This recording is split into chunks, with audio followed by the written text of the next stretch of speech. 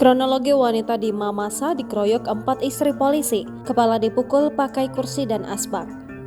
Insiden pengeroyokan yang diduga dilakukan 4 istri polisi terhadap seorang wartawati di Mamasa, Sulawesi Barat kini jadi sorotan.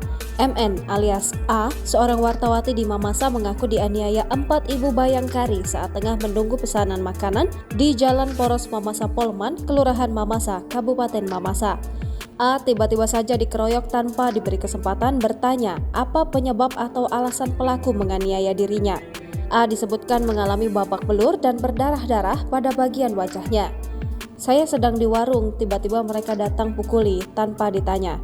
Dia pakai kursi dan asbak pukuli kepalaku, ujar A saat dikonfirmasi di Rumah Sakit Banua Mamase, Desa Buntu Buda, Kecamatan Mamasa, Senin 30 Oktober 2023. Salah satu saksi, Jen Septiani, pun membenarkan peristiwa tersebut.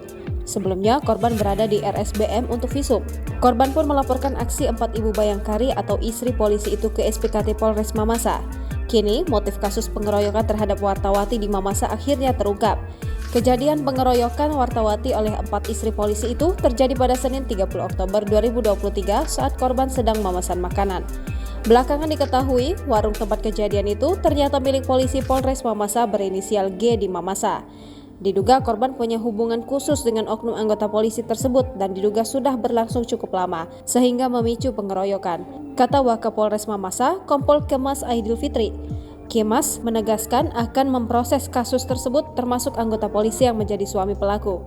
Namun kata dia, anggota polisi itu akan tetap ditindaklanjuti baik secara kode etik maupun disiplin. Download Tribun X sekarang, menghadirkan lokal menjadi Indonesia.